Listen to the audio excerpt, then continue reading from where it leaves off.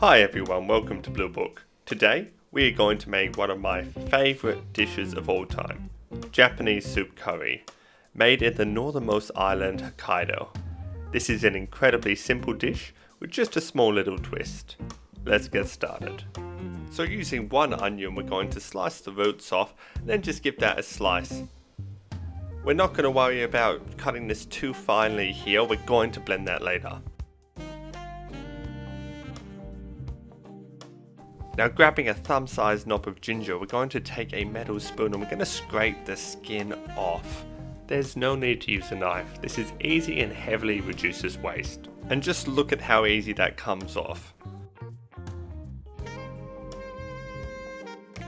Now using a fine grater, I'm going to grate my ginger into a fine paste.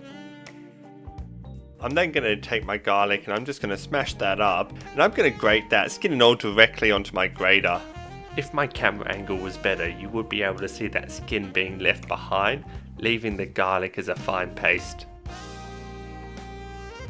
Okay, onto our chicken. We're going to make sure we use a chicken thigh here with the bone left in it, and that's going to add way more flavour to our... And have you ever got that feeling like you're being watched?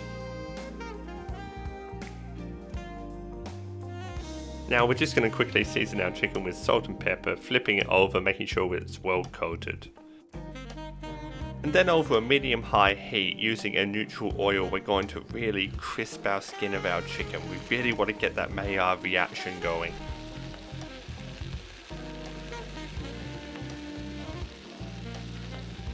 Now after around 2 to 3 minutes, give that a flip and just look at that golden brown skin. It's not going to stay crispy, but it is going to add such a good flavour to our final product. Now I'm going to just take my chicken out, stop it from cooking. I'm going to take my pan and I'm going to drain my oil before placing in all my sliced onions. I really want to sweat those onions, making sure they scrape up all those chicken juices. Now I'm going to quickly add 6 grams of cumin powder, 6 grams of coriander powder, 6 grams of chili powder, 6 grams of paprika, and then just breaking 1 cinnamon stick directly into my pot.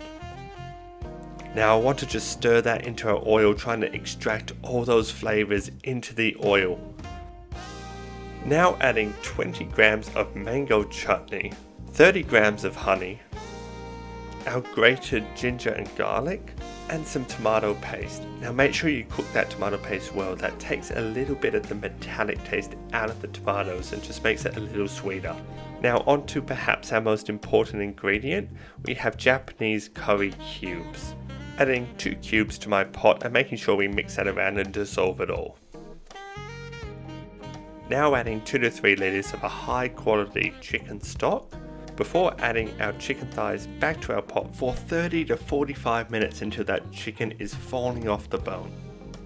And don't you dare forget those chicken juices. Now while that's cooking away, I'm going to show you how I learned how to make rice without a rice cooker. Now I've taken roughly a cup of rice, but I haven't actually measured it. I'm just going to start washing the rice, trying to get all that starch off. It's going to take about 2 to 3 washes. This is going to help us develop a really fluffy rice. Eventually that water should start running clear.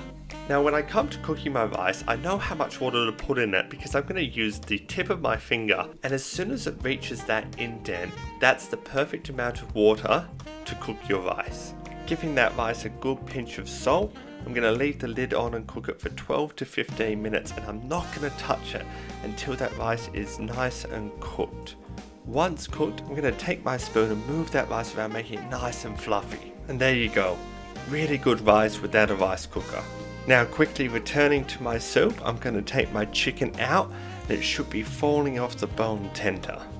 Now back a few years ago when I first had this, there was this background flavour of charcoal, and I tried really hard to get that into this soup, and this is how I did it. Now I've got this lovely piece of charcoal, so I'm going to put that over my stove top and I'm going to start to heat it up. And I'm going to take my blowtorch and I'm going to go crazy. I'm going to heat this thing up until it is piping hot. Now while this is heating up, can I please get you to hit that like button, hit the subscribe and turn on notifications for new videos every week.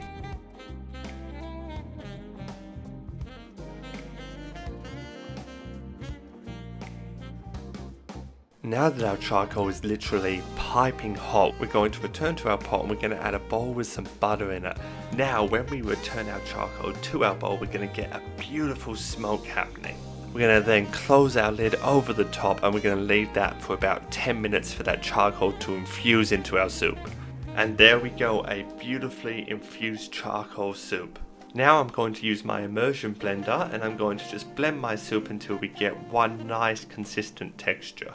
Now to finish my soup, I'm going to add 6 grams of Garam Masala. Please never add Garam Masala at the start when we're toasting our spices. Garam Masala is already toasted, there's no need to do that. Now optionally, I'm going to add 1 to 2 tablespoons of cream and we are done. Okay, time to start plating.